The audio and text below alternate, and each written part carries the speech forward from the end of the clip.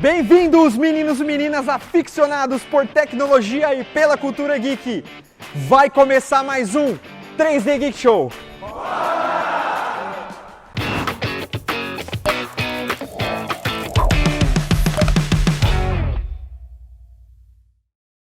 Fala pessoal, e aí, tudo bem com vocês? Hoje esse episódio vai ser um pouquinho diferente porque você vai conhecer junto comigo como funciona uma fábrica de impressoras 3D. Então fica aí nesse vídeo até o final para você não perder nada. E pra gente começar, a gente vai ter que ir até a cidade de Americana, no interior de São Paulo, que é onde fica a sede da empresa GT Max 3D. Então, vem comigo.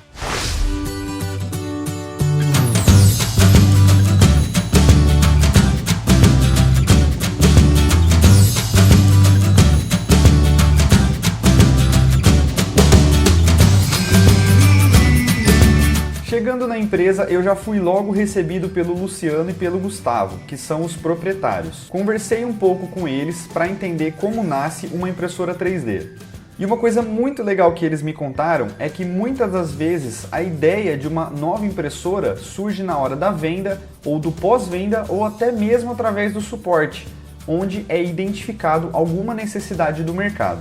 Em seguida, é aberto um novo projeto considerando todos esses feedbacks, onde é realizado um filtro para entender o que realmente dá para ser feito ou não em uma impressora 3D.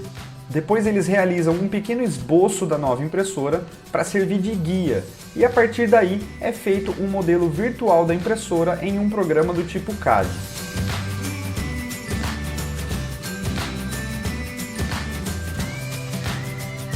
Com o modelo virtual pronto, é hora de partir para a programação das funções que a impressora vai possuir. E uma coisa que eu não imaginava era que esse processo começava antes mesmo de se ter a impressora já montada. Em seguida, o projeto da estrutura da impressora é passado para o fabricante, já que a fabricação da estrutura é terceirizada. Com a programação e com a nova estrutura pronta, é hora de montar o primeiro protótipo para verificar se está tudo ok com o que foi planejado. Em média, são feitos de 5 a 6 protótipos, até a versão final da impressora. Aí, uma vez que o protótipo é aprovado, a impressora vai para a produção, que inclui a montagem e os ciclos de testes. Cada impressora que é montada passa por vários ciclos de testes, como por exemplo, testes de movimentação, onde há repetição de movimentos por vários dias. Testes de nivelamento, onde também se testa o sensor de nivelamento com um ciclo de 500 repetições. Teste de impressão, para avaliar se a qualidade da impressão está dentro do padrão que se espera. E teste de alguns features da impressora, como por exemplo o sensor de fim de filamento. Depois de prontas, em média, as impressoras ainda passam cerca de 20 horas imprimindo direto, antes de serem liberadas. E o legal é que a empresa armazena o resultado dos testes para que possa ser comprovado posteriormente em um controle de qualidade. É devido a esses testes exaustivos que as impressoras chegam ao consumidor com um valor alto na quantidade de horas trabalhadas, e muitas vezes isso é confundido com o fato da impressora não ser nova. Depois que a impressora passa por todos os testes, ela vai para a limpeza, e depois passa por uma inspeção visual e também por um checklist, para que nada seja esquecido no processo. Se caso algum item do checklist estiver com um problema, a impressora volta algumas etapas para que o mesmo seja corrigido. Em seguida, se tudo estiver ok, a impressora é enviada para o setor de embalagens. Aqui dá para perceber que a empresa tem um cuidado a mais nessa etapa, embalando a impressora com bastante plástico bolha. E além disso, também colocando alças feitas em EVA que pressionam a impressora contra as paredes de madeira, evitando qualquer contato da mesma com a caixa e minimizando assim também qualquer dano que possa ser causado pelo transporte. E por último, é feita a parte de pintura da marca da empresa na caixa, liberando assim a impressora para o envio até o cliente. Uma curiosidade é que o processo de criação de uma impressora é bem demorado, como você pode ver até aqui. Sendo assim, para conseguir trabalhar com pronta entrega, a empresa conta com um pequeno estoque de impressoras para atender rapidamente os pedidos dos clientes. Bom, eu tô aqui hoje continuando a visita que eu fiz à GT Max, a empresa GT Max. A gente vai agora responder algumas perguntas que você fez lá no Instagram. Algum tempo atrás eu postei uma enquete perguntando o que você gostaria de saber de uma empresa que fabrica impressora 3D. Você mandou lá pra mim. Eu separei 10 perguntas aqui e agora eu vou primeiramente agradecer demais aqui, né, ao Luciano por ter me recebido aqui, pela receptividade, né? Vou deixar ele se apresentar aqui um pouquinho e já logo em seguida a gente já volta então com as perguntinhas. Então, Murilo, eu agradeço muito a sua visita aqui também, né? Porque para o pessoal conhecer um pouquinho mais de como é que funciona essa tecnologia, né? Até a produção da impressora aqui no Brasil, como que é feita, como que a gente consegue estar ativo nesse mercado, né? Então eu também agradeço muito vocês que estão assistindo por essa oportunidade. Bom, eu não tenho memória de elefante, então eu tô aqui com a colinha, né? Para ler as perguntas aí que você fez lá no Instagram. E para começar, o Espaço 3D, ele fez a seguinte pergunta: qual máquina 3D de vocês você mais gosta e por quê? Olha, já é suspeito falar, porque a gente sempre gosta da última máquina que a gente fez, né? Então, assim, eu acho que a máquina que tem mais tecnologia envolvida, que a gente teve um trabalho bem grande em cima dela, seria o lançamento da H5, né? Que é uma máquina aí que ficou muito bacana. Então, assim, de gosto pessoal, eu gosto muito da H5.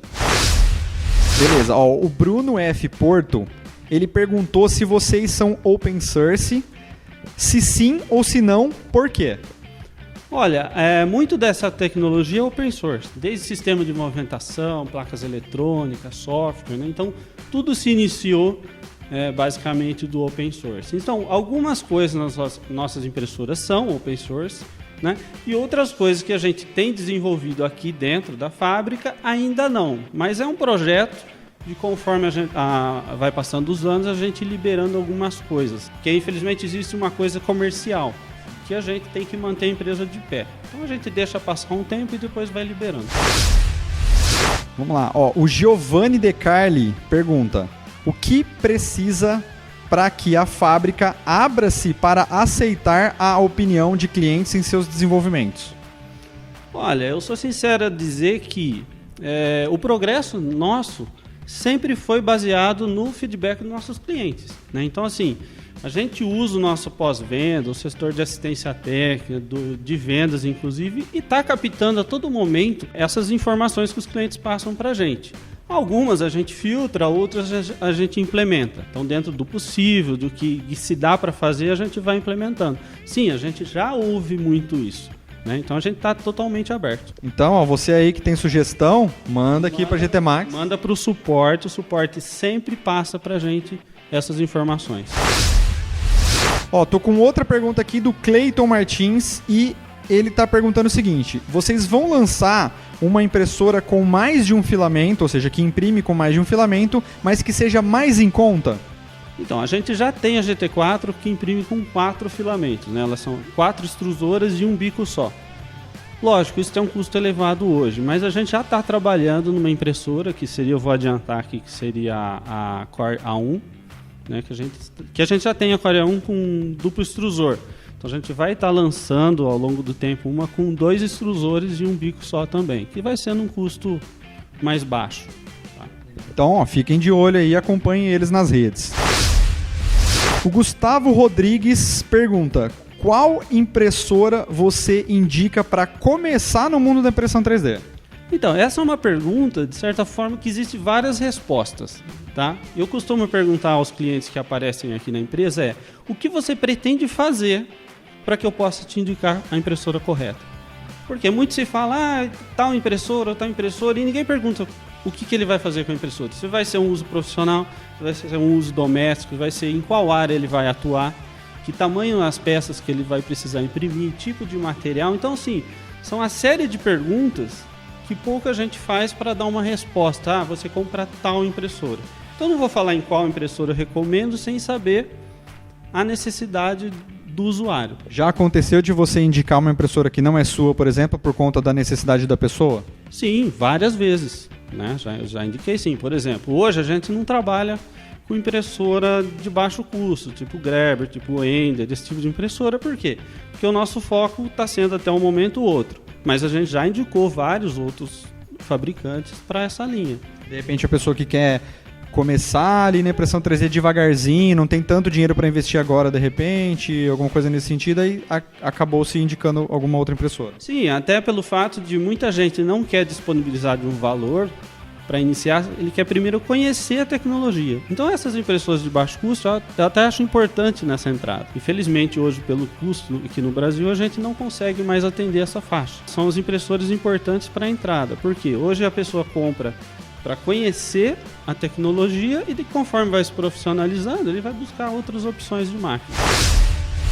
O canal do Dubal pergunta: por que uma impressora custa tão caro? Acho que meio já até que você já deu uma respondida, né? Mas vamos lá, vamos entrar um pouquinho mais a fundo nessa pergunta. Não vamos colocar toda a culpa no Brasil, né? Mas aqui há um limitante. Você chega a um nível de preço e você não consegue mais baixar daquilo. Hoje, por exemplo, a nossa impressora de entrada, que é a A2, já está num preço que a gente julga o mínimo que a gente consegue trabalhar. Eu sei que não é barato, mas a impressora também já foi muito mais caro, né? Então eu acho assim, há uma tendência de queda nos preços, né? Mas no Brasil é muito difícil você trabalhar dando suporte, tendo peça de reposição, mantendo uma fábrica de pé, é muito difícil, né? Então assim, existe muita coisa que é colocado nesse custo. O Jefferson está perguntando: qual a vantagem de comprar uma impressora 3D de vocês em relação a outras do mercado? Olha, eu posso falar por mim, né? Então, assim, outros no mercado, existem excelentes opções, né? A gente tem concorrentes aí que fabricam impressoras tão boas quanto a nossa. O que a gente pode falar da nossa é do trabalho que a gente faz aqui dentro, né? Desde a parte de assistência técnica, do suporte, a construção da máquina, são máquinas robustas, né? Então, assim, a gente tem confiança no nosso trabalho, né? Não que outros fabricantes sejam inferiores ou superiores, é o produto que a gente conhece, tá? E é legal porque eles têm um showroom, então se você quiser conhecer, né, o trabalho deles, quiser conhecer a qualidade das impressoras, pode vir aqui na GT Max 3D que eles estão abertos para conhecer, não é isso? Sim, a gente tem um showroom aqui com as máquinas em funcionamento, com as peças que são impressas nelas sem nenhum tipo de acabamento, né? Então dá para você conhecer tanto da máquina como do que ela produz, seja peça técnica, mecânica, seja peça ornamental, a gente tem modelos de todo tipo aqui. Então, e também tem o bate-papo aqui que a gente pode conhecer mais do trabalho que a pessoa quer fazer para estar justamente indicando a máquina ou o processo que ele pode seguir melhor, né? Ter mais sucesso. O André Souza está perguntando assim: quais são todos os materiais possíveis que se pode imprimir numa impressora do tipo FDM? Cara, hoje é até difícil falar o que é possível se imprimir na FDM, né, de material. Por exemplo, hoje a gente trabalha com uma gama muito grande. Nas nossas impressoras, vamos lá, PLA, ABS, Triton, UD, o flexível, né, TPU, filamentos com cargas de metal. Então tem uma série de filamento condutivo. Hoje a gama é muito grande e está chegando mais tecnologia ainda.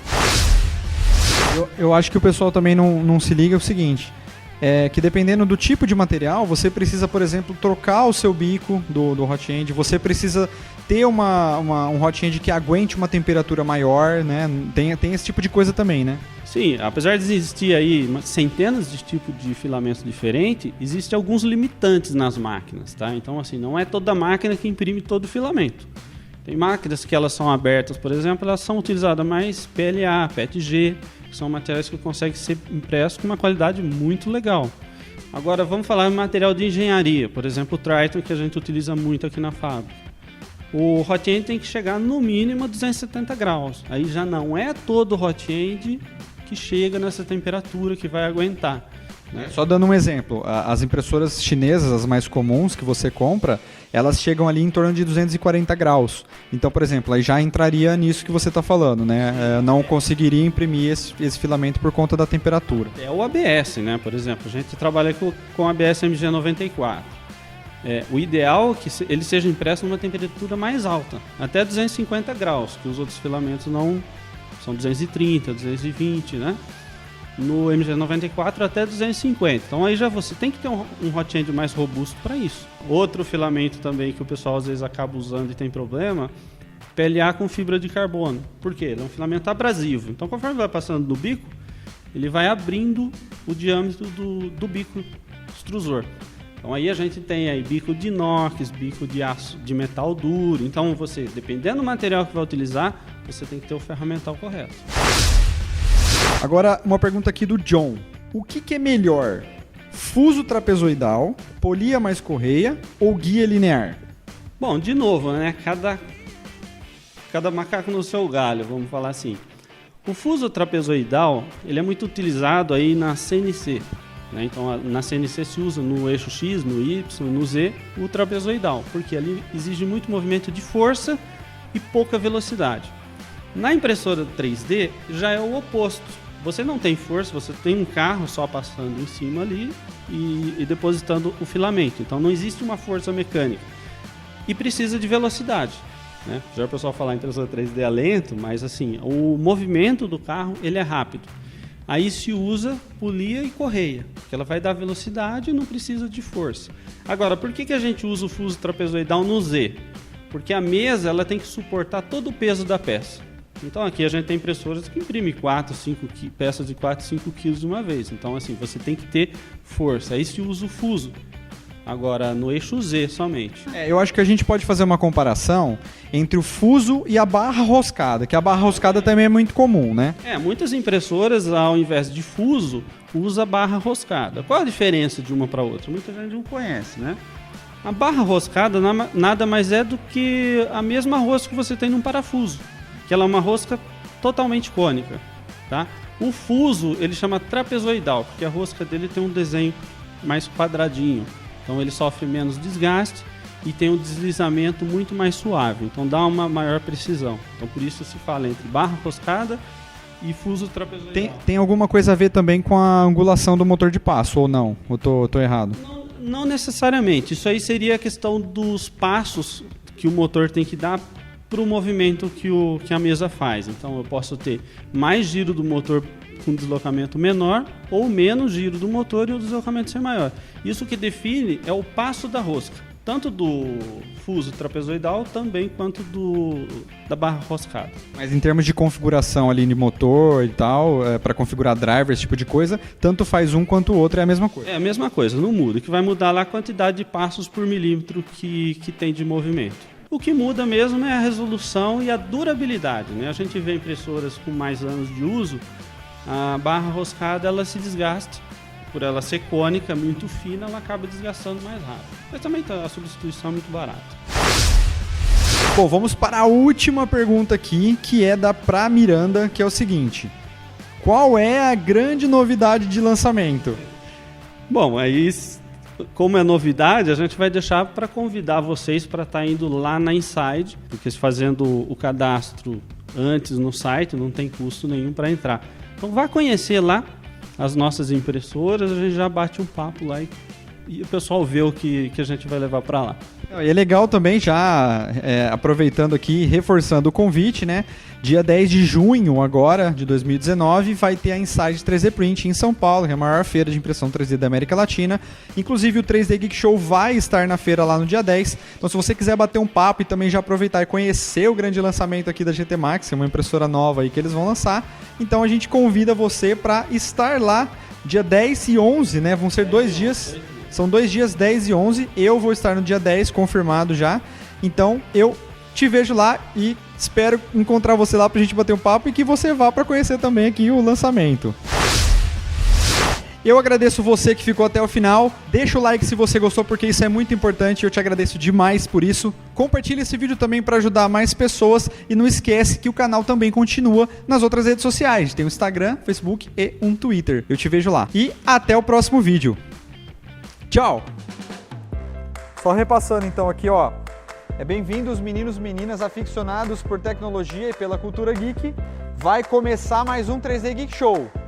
Aê, de primeira, galera! Parabéns!